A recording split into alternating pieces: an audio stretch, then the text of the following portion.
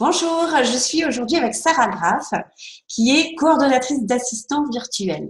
Alors, on va voir un petit peu en quoi consiste son travail. Son entreprise s'appelle Fait du Web. Et pour commencer, peut-être Sarah, est-ce que tu peux te présenter? Bonjour, merci surtout de cette interview. Donc c'est un premier exercice, j'avoue, pour moi. Donc j'avais hâte de voir ce que ça pouvait donner. Alors moi je me présente, là je vais présenter déjà la casquette qui nous concerne aujourd'hui. Donc je viens de lancer ce nouveau bébé, cette nouvelle aventure. Mais sinon, par ailleurs, je suis coach des mamans. Avant ça aussi, j'étais professeure des écoles et professeure de danse. Et donc, j'ai deux enfants. Alors, j'ai un peu quitté mon ancienne vie pour voyager. Donc, ma grande, je l'ai laissée dans le sud, puisqu'elle a 17 ans. Et puis, je me balade avec mon compagnon et ma fille en mode nomade digital. Et c'est comme ça que voilà, l'idée de travailler fait du web est arrivée. Super. Alors là, on reconnaît bien les entrepreneurs qui ont plein de choses qui, dans la tête, ça bouillonne, il y a plein d'idées, il y a plein de centres d'intérêt et donc on reconnaît bien ça en toi. Et l'idée aussi de prendre son envol, sa liberté en digital nomade, Ouais. super, super intéressant. Donc, qu'est-ce qui t'a amené à choisir cette activité? J'ai pas eu l'impression vraiment de la choisir. C'était assez étrange comme c'est arrivé. C'était comme une évidence. Il y avait une période où moi, voilà, mon boulot, il m'angoissait, je pense. Et puis du coup, il y avait plein de choses que je ne faisais plus. Voilà, le terme à la mode, je procrastinais, je repoussais, l'angoisse gonflait. Et un jour, je suis allée faire une balade pour parler un petit peu avec moi-même, puisque comme on est en voyage, c'est vrai qu'on est tout le temps en vase clos, tous les trois, j'avais besoin de sortir. Et puis là, l'idée m'est venue, c'était de déléguer ce travail qui me pesait à une ancienne connaissance qui m'a contactée pour elle aussi me parler de son changement d'activité. Elle voulait devenir rédactrice. Et je me suis dit, vas-y, demande-lui, peut-être qu'elle te dira non, mais peut-être qu'elle te dira oui, même si elle n'est pas encore experte, peut-être qu'elle voudra bien prendre ce boulot. Et je lui ai demandé, elle était super contente. Et déjà, moi, ce soulagement, je me suis dit, punaise, pourquoi je ne me suis pas offert ça plus tôt? Pourquoi attendre de vraiment être complètement coincée, angoissée avant d'aller voir ce qui se passe autour? Et je me suis rendu compte aussi qu'il y avait elle, mais en fait, je connaissais énormément de monde à qui j'aurais pu demander. Ça a démarré comme ça. Je me suis dit, en fait, autour de moi, j'ai plein de nanas. C'est vrai que là, j'avais en tête plutôt des femmes que j'ai rencontrées en voyage, que j'ai rencontrées en France, qui ou sont freelance ou démarrent leur propre activité, mais ont du coup du temps et puis aussi besoin d'argent, il faut le dire, pour prendre des missions à côté. Et d'un autre côté, tous nos potes entrepreneurs qui cherchent à donner un peu des tâches qu'ils n'ont pas envie de faire, qu'ils n'aiment pas faire ou qu'ils n'ont plus le temps de faire. Mais je pense qu'ils voilà, ils freinent un petit peu, ça manque de confiance, ça manque d'habitude, ou alors il y a aussi cette croyance qu'il faut atteindre un certain niveau avant de déléguer. Et je me suis dit peut-être que c'est une bonne idée, parle-en. Et en fait, dès que j'en ai parlé, j'ai vu qu'il y avait un vrai intérêt, quoi. Alors, c'est très intéressant que tu parles de ça, justement, attendre un certain niveau pour déléguer. C'est justement le but de ces interviews, c'est de faire découvrir vos métiers et aussi de donner envie aux entrepreneurs de contracter des… Alors, ça peut être freelance, hein, ça peut être ponctuel, mais d'utiliser les services de ceux qui savent faire ce métier-là et de ne pas s'en rajouter, et donc d'apprendre à déléguer et d'utiliser toutes les possibilités, parce qu'on découvre justement avec ces interviews des métiers qu'on n'avait peut-être pas envisagés au démarrage. Donc là, j'entends qu'il y a deux choses. Il y a donc le boulot d'assistant virtuel et puis toi qui vas coordonner les choses. Est-ce qu'on peut Oui. déjà définir ce qu'est un assistant virtuel? Moi, la première fois que j'ai entendu parler d'assistante virtuelle, c'était en lisant Tim Ferriss. Donc, c'est vrai que peut-être là, déjà, ça a commencé à germer. Tu vois, j'étais en Thaïlande et je me disais, oh là là, j'aimerais ça. Donc, il racontait comment, même des tâches personnelles, il les confiait à une nana qui était à l'autre bout de la planète. Lui, il était, je crois, aux États-Unis. Elle travaillait en Inde. Et en fait, toutes les tâches peuvent être déléguées. Et dans son bouquin, il te demande de faire la liste des tâches Donc tout, lui, c'est même écrire un courrier d'excuses à sa femme, sinon c'est écrire des mails, faire des tunnels, voilà, toutes les tâches que toi, en tant qu'entrepreneur, tu vas peut-être pas mettre dans tes urgences, ou alors celles qui ne rapportent pas immédiatement d'argent, ou celles qui ne font pas partie de ton expertise. Par exemple, j'imagine bien que un as du marketing, son message, il va l'écrire lui-même. Mais en revanche, la correction, la mise en place dans l'autorépondeur, tout ça, tu peux le déléguer pour ne faire que déjà ce que tu aimes, et ça c'est un soulagement monstre, et puis ce que tu fais le mieux au final. Voilà, voilà en fait c'est très large comme métier. Donc c'est vrai que pour l'instant c'est un petit peu compliqué de trouver des personnes polyvalentes. Donc en fait on fait aussi, on apprend en faisant. Donc il y a des personnes qui viennent, avec qui je travaille, qui ne font qu'une ou deux tâches en mode experte, et puis d'autres qui sont plutôt en mode débutante et qui ont vraiment envie d'apprendre un peu tout. Et donc c'est pour ça qu'on le fait, pour le moment, on le fait souvent ensemble. Voilà. D'accord, donc effectivement, au niveau des besoins d'un chef d'entreprise, peut-être qu'il aura besoin d'une certaine tâche qu'il ne sait pas faire ou qu'il n'aime pas faire, ou qu'il ne veut pas prendre le temps de faire parce qu'il a plus de valeur à mettre ailleurs. Et aussi peut-être le luxe quelque part et le confort surtout d'avoir, ce qu'on disait homme à tout faire, quelque part, c'est quelqu'un qui va vous rendre tous les services nécessaires et qu'on peut pas se permettre peut-être de mettre dans notre emploi du temps. Par exemple, ouais, j'essaie de pas dire, même quand je ne sais pas, de pas dire non, parce que peut-être que là, sous la main, j'ai pas la personne qui pourrait correspondre à son besoin, mais je vais prendre le temps de chercher dans mon réseau qui est quand même assez large, ou de trouver d'autres idées qui pourrait l'aider, même si après, au final, on ne travaille pas ensemble. Il y a aussi quelque chose, moi, que je trouve fabuleux, c'est que souvent, on est solo, entrepreneur, et on est toujours tout seul, on cogite tout seul. Alors oui, on discute sur les réseaux sociaux, mais même si on fait 100 posts, c'est complètement différent qu'un vrai échange. Et donc, on peut passer 1 heure au téléphone à échanger d'entrepreneur à entrepreneur, même si au final, je prends pas le contrat, mais ça fait vraiment une interaction super, super intéressante. Je lui demande l'autorisation, mais je me permets aussi de proposer mon avis, de donner, voilà, de faire quelques suggestions, et puis parfois, ça tombe pile. C'est vrai qu'un œil extérieur aussi voit les choses de façon différente. D'accord, donc il y a plusieurs approches. Il peut y avoir un chef d'entreprise qui vient, qui sait exactement ce qu'il veut, et un autre chef d'entreprise qui dit bon voilà, j'y arrive plus à faire tout seul, mais je ne sais pas ce qui serait rentable pour moi de déléguer. Est-ce que tu fais un petit diagnostic à ce niveau-là?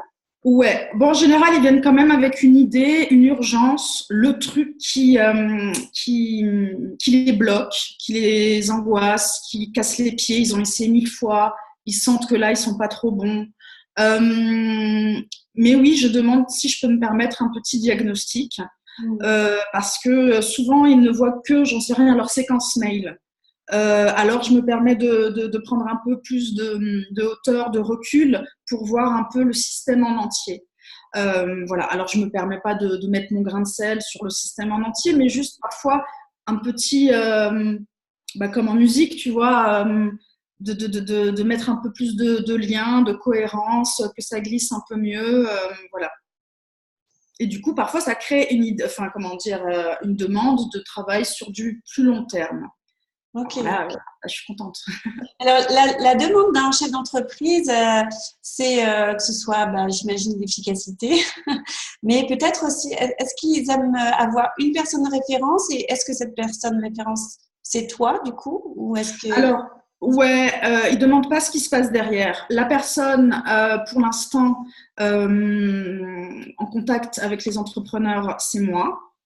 Et du coup, là, ma question, c'était comment je fonctionne. Alors, pour l'instant, une fois que, on a discuté avec une des fées à propos de l'univers d'un entrepreneur, et c'est pour ça que je préférerais qu'elle soit polyvalente, c'est que ce soit la même personne qui s'occupe de la suite.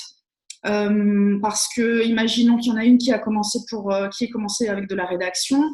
mais qui est absolument pas calé en tunnel de vente, ben, il va falloir réexpliquer l'univers pour une création de tunnel de vente. Donc voilà, là, dans un futur proche, j'aimerais que ce soit une fille pour un seul client et qu'elle le connaisse vraiment par cœur. Ouais. Ouais, on entend bien que tes faits font des choses qui peuvent paraître magiques quand un chef d'entreprise ne sait pas faire quelque chose, ça paraît toujours magique. Et en même temps, ce mot univers, donc il prend vraiment en considération l'entreprise, ses valeurs, la personne qui demande, c'est chouette. Et du coup, cette équipe, donc tu disais que tu as commencé il n'y a pas si longtemps que ça. L'équipe, pour l'instant, elle en est à combien de personnes? J'avais dit à 7, j'arrête parce que 7, c'est un bon chiffre. Ensuite, il y a une copine qui m'a appelée et elle est, je sais qu'elle est extra. J'ai travaillé en association dans le passé avec elle. Et je me suis dit, ah ouais, elle dans mon équipe, c'est chouette. Et puis, en fait, après, j'en ai pris aussi une 9e. Donc, pour l'instant, il y a 9 personnes. Super. Ouais. C'est un beau démarrage. Et donc, quelles sont les conditions pratiques pour le chef d'entreprise enfin, c'est facturer la tâche, c'est un abonnement, c'est un forfait, comment ça fonctionne? Alors, c'était vraiment la question du début. Là, je vais commencer au fur et à mesure des missions que moi, j'estime vraiment qu'on gère bien, dont je suis super fière. Par exemple, on a fait une séquence mail. La demi-heure après, la personne a fait une vente. Donc, on était super contente. Non, ça, c'était une pub Facebook. Voilà, une pub Facebook. La demi-heure après, ça a fonctionné. Pareil pour une séquence de mail qui a vraiment donné des résultats. Parce qu'au début, je faisais plutôt, une offre globale selon le temps que j'estimais, voilà, des choses comme ça. Maintenant, je vais commencer semaine après semaine à travailler chaque fois sur des offres différentes. Donc là, comme là, j'ai lancé une offre 6 articles de blog. Voilà, là, c'est un package. Voilà, c'est un package, c'est comme ça. Mais comme pour l'instant les entrepreneurs viennent avec des demandes complètement différentes, j'ai pas encore un catalogue. Et puis certains aimeraient un petit peu de ci et puis un petit peu de ça. Donc je me permets de personnaliser vraiment. Et au fur et à mesure, j'aimerais vraiment avoir quelque chose de clair. Parce que forcément, un entrepreneur a besoin de quelque chose de très clair. Parce que mine de rien, je sens beaucoup de stress, beaucoup d'angoisse. Ah oui, oui, parce que j'imagine qu'au début, les gens veulent un peu tester, voir comment ça marche et donc agrandir leur demande par la suite. Tout à fait. Pour l'instant, c'est comme ça que ça a marché, des petits tests et puis d'autres choses parfois derrière. Et puis, il y a d'autres entrepreneurs qui m'ont appelé, qui ont déjà un bel univers et qui fonctionnent très bien, mais eux, ils en sont à l'endroit où ils n'ont absolument plus le temps de s'en occuper. Donc là, par exemple, il y a même des demandes un peu de créativité. Voilà, ils ont ça en tête, mais ils n'ont même pas le temps de trop d'y penser. Donc, je réfléchis dans mon coin quand ça m'emballe, parce que souvent, je les connais. Je ne pourrais pas faire ça si le sujet ne me plaisait pas. Et puis, on essaye de créer ensemble. Et une fois que le projet sera terminé, là, je saurai vers qui les envoyer. Enfin, moi, je saurais. Il n'y a pas seulement des petites tâches techniques, il y a vraiment aussi de l'écriture, du contenu et de la créativité. Ouais, il y a du contenu. Même de la stratégie, un peu, tu disais. Ouais, de mon côté, ouais. Ok, super. Ça donne envie, en tout cas, de profiter de ce service, vraiment. Qu'est-ce que tu pourrais dire par rapport aux compétences que tu dois avoir pour gérer ce métier? Par rapport aux faits? Oui, et puis le tien, de coordonner toute cette équipe.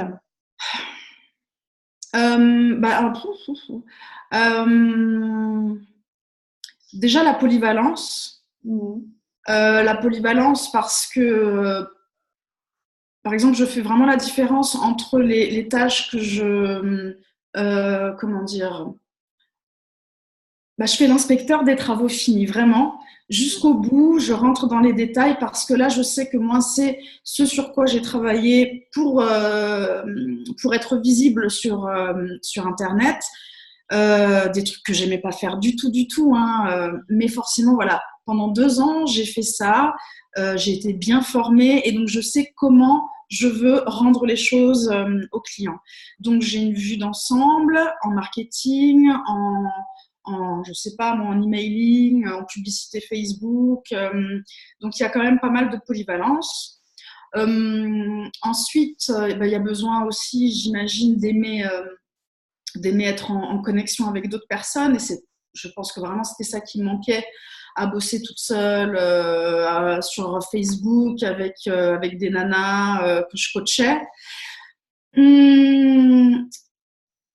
Il y a aussi, pour l'instant en tout cas, une bonne part de formation, puisqu'il y a des filles super motivées, super intéressées, mais qui ne connaissent pas du tout Internet, voilà, qui faisait autre chose, qui le faisait très bien, mais Internet, la publicité, le marketing, c'est vraiment inconnu. Donc voilà, là, il y a vraiment, je pense, l'ancienne prof en moi qui retrouve un peu d'excitation avec la formation. Et puis,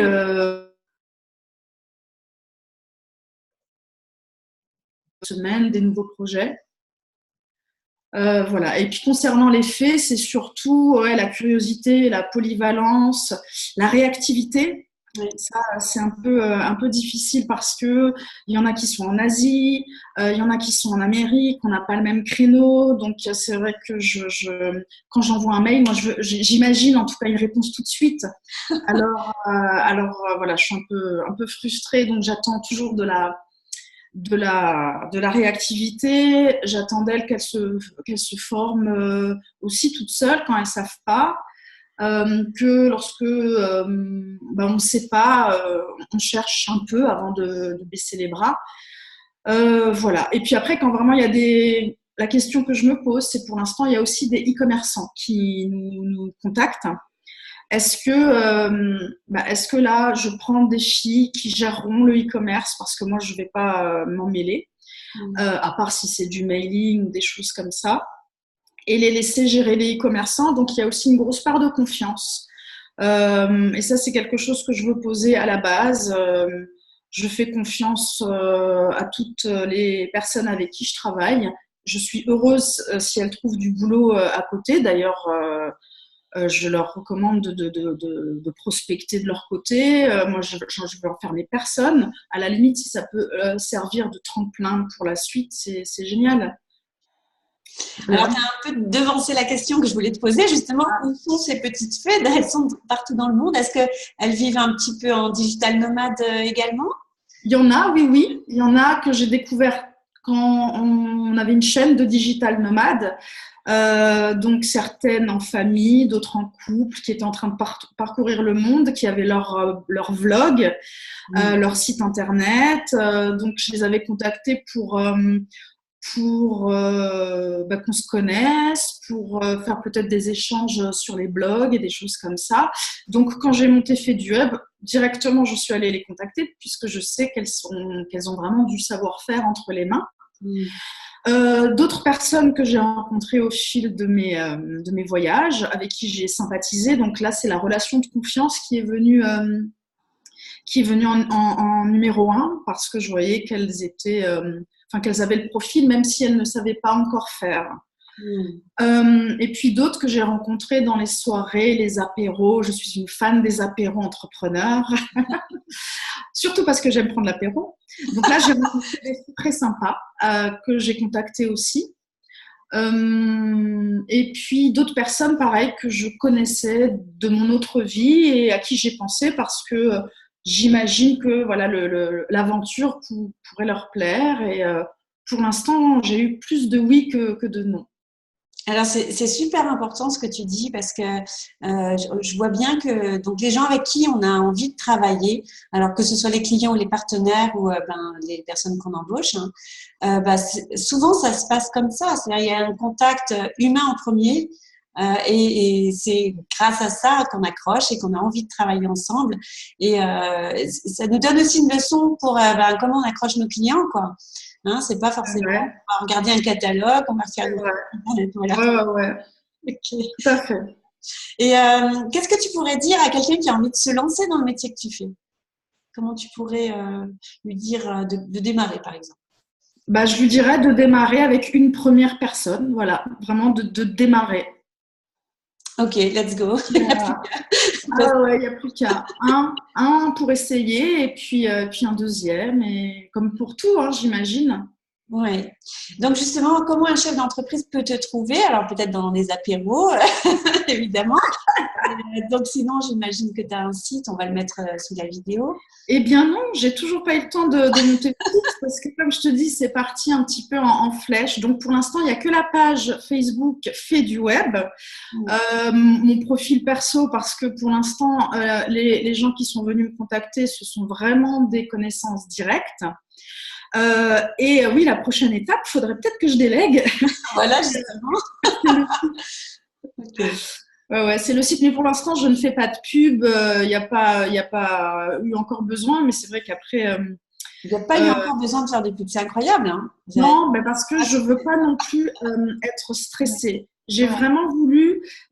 Tim Ferriss parle de sa muse. Et au début, je me suis dit, je veux que ce soit ma muse. Je veux que tout soit agréable. Dès que je sens du stress, tac, tac, je freine. Je préfère en avoir moins. Et pour l'instant, mon alerte, c'est ça. Si ça commence à me stresser, à m'effrayer, si je me dis, oh là là, ça devient trop énorme, c'était pas du tout le projet. Je voulais que ce soit vraiment un truc cool. Voilà, donc je cours pas après les clients.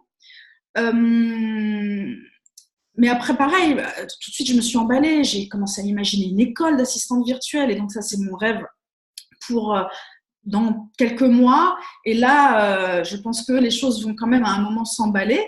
Mais pour l'instant, j'y vais tranquille et ça me va très bien.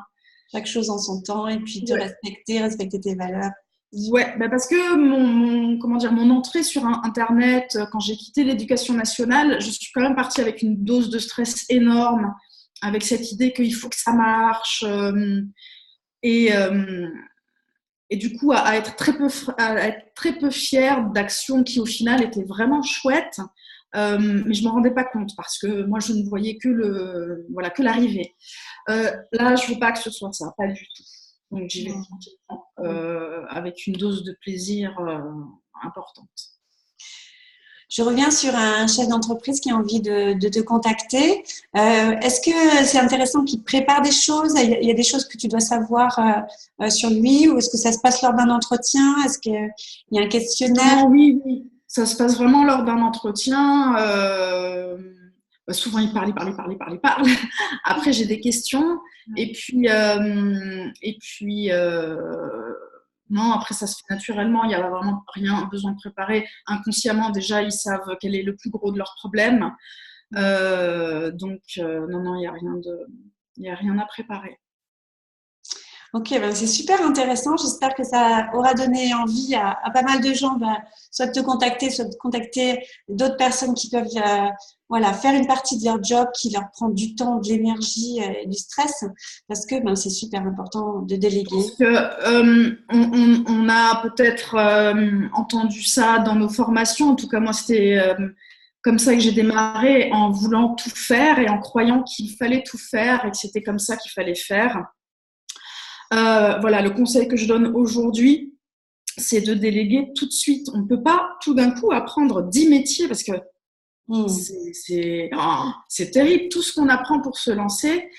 Alors forcément, on voit l'argent que ça va coûter. Mais sur la balance, et je rigole parce que je n'avais pas vu qu'il y avait une balance là derrière, le gain en énergie et en temps, celui-là, on ne le rattrape pas. L'argent, on va le regagner derrière. Mais l'énergie et le moral qu'on peut perdre en essayant des choses, en étant déçu, voilà, ça, c'est vraiment, pour moi, il n'y a vraiment pas de prix. Merci. Sur des groupes comme les tiens, on rencontre tellement de monde, c'est vraiment. Et puis en plus, tu proposes de faire ce qu'on n'a souvent pas le droit de faire ailleurs, mais tu proposes d'une façon vraiment différente. Et du coup, c'est l'occasion de trouver des partenaires de travail et ça, il faut en profiter vraiment. Merci beaucoup, Sarah. C'est un vrai bonheur de trouver, justement, tu as lancé le message que je voulais faire passer. Donc, je suis très contente sur la délégation et effectivement, dès le début, ça vaut le coup, même si ça paraît être un investissement et qu'on n'a pas encore forcément de clients, il faut le faire dès le début. Merci beaucoup, Sarah. Merci à toi.